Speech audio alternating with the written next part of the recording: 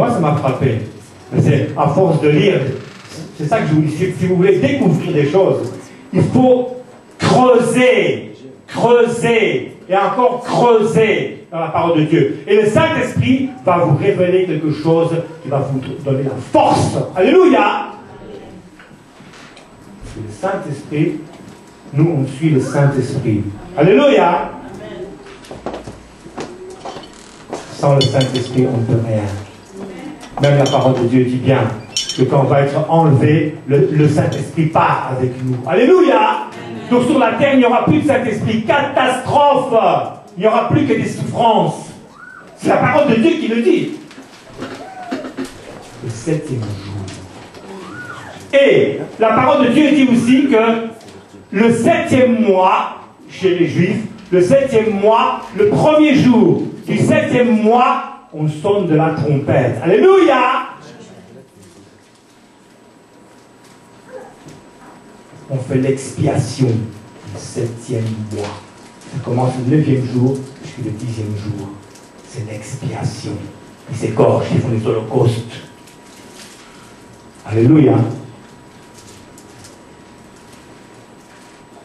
Ce qui m'a frappé aussi, c'est que à cette époque-là, il n'y avait pas de banque, il n'y avait pas de compte en banque, il n'y avait pas de l'opulence comme aujourd'hui, comme on voit en Occident, en Europe, aux États-Unis, au Japon et d'autres pays maintenant qui sont émergents.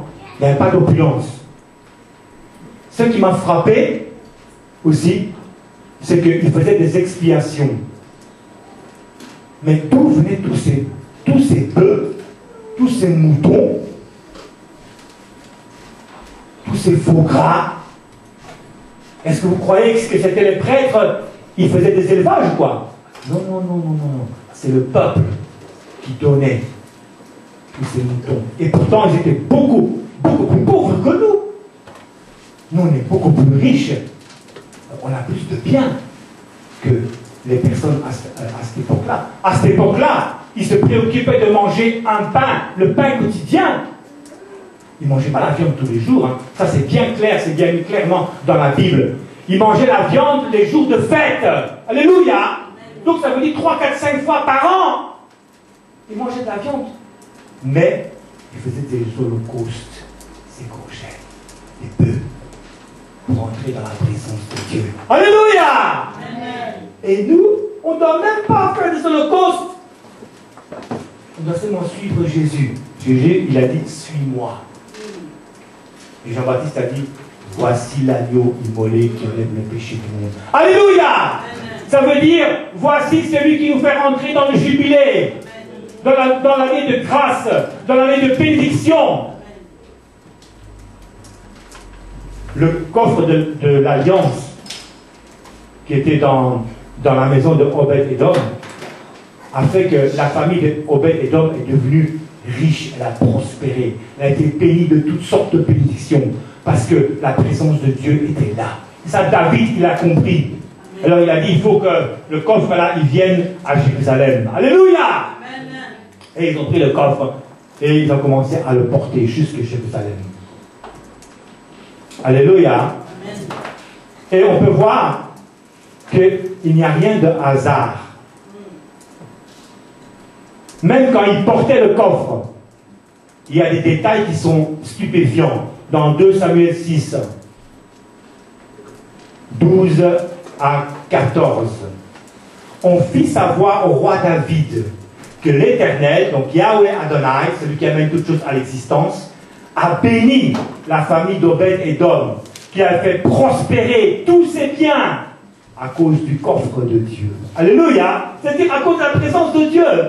Alors David fit transporter le coffre de Dieu depuis la maison d'Obed-Edom jusque dans la cité de David, c'est-à-dire jusque dans Jérusalem, au milieu des réjouissances. Pourquoi ils se réjouissaient? Parce qu'ils étaient dans la présence de Dieu. Parce qu'ils savaient qu'ils allaient être bénis, qu'ils allaient réussir toutes choses. Alléluia! C'est ça que ça veut dire. Quand ceux qui portaient le coffre de l'Éternel eurent avancé de 6 pas, vous avez bien entendu, ils sont seulement avancés de 6 pas, ils s'arrêtèrent et l'on offrit en sacrifice un taureau et un veau gras. David dansait de toutes ses forces devant Yahweh Adonai, vêtu seulement d'un vêtement de lin, semblable à celui des prêtres. Ainsi David et tout le peuple d'Israël transportèrent le coffre de l'Éternel en poussant des cris de joie et en faisant résonner les corps. Donc, ils ont fait 6 pas. Donc, quand est-ce qu'ils font l'Holocauste là? Ils ont fait 6 pas. Le 7e pas, ils font l'Holocauste. 7, toujours 7. 7e jour, jour du Seigneur. Le 7e mois, qui tombait septembre, octobre. Est-ce que vous savez que septembre veut dire septembre, 7e? Déjà du temps des Hébreux. Le 7e mois était considéré en fait comme le premier mois, comme le nouvel an, c'est-à-dire Rosh Hashanah. Les Juifs jusqu'à aujourd'hui, ils fêtent Rosh Hashanah, le 7e mois. Amen. Alléluia. Ils ont compris. Même s'ils n'ont pas voulu suivre Jésus à 100%, en tout cas, ils restent dans la parole de Dieu. Jusqu'aujourd'hui, ils fêtent la nouvelle année. Ils sont pleins de joie. Ils font des grandes fêtes. Et ils font le Yom Kippour, le 10e jour du 7e mois. Le grand pardon. Kippour. Kippour vient de Kipper, c'est-à-dire expiation. Il y a expiation, donc il y a pardon de mes péchés dans la présence de Dieu.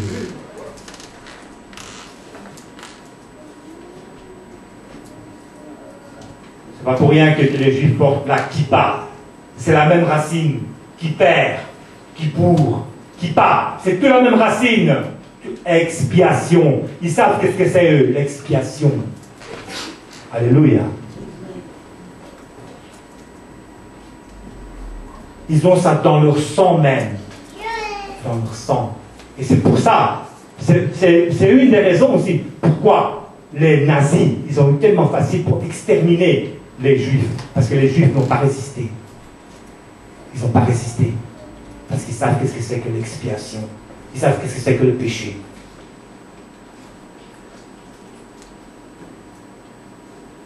Alléluia. Dieu est grand, n'est-ce pas? Le 7e jour, le 7e mois, et la 7e année, l'année sabbatique, l'année shabbatique, c'est-à-dire l'année du repos. Même les incroyants, même les gens qui sont dans le monde, ils disent « Ah, moi, je veux prendre mon année sabbatique. » Alléluia. Après, ils disent « Moi, je ne suis pas pour Dieu, je suis contre Dieu. » Mais pourquoi il prend son année sabbatique? Ça vient de la Bible. S'il ne veut pas suivre Dieu, qu'il ne prenne pas son année sabbatique. Alléluia. C'est la vérité. Il faut dire la vérité. L'année sabbatique. 7e année. Alléluia. Et vous pouvez voir aussi que le jubilé, c'est après 7 fois 7 ans. Alléluia. Mais toujours 7, n'est-ce pas? Et comme on avait dit, il y avait 7 prêtres qui sonnaient des trompettes. Le premier c'était Shebaniaou, n'est-ce pas? L'Éternel est 7. Alléluia. C'est le chiffre de Dieu. Et on va lire maintenant dans Matthieu. On va passer dans le Nouveau Testament. Matthieu, n'est-ce pas? Matthieu. Vous voyez?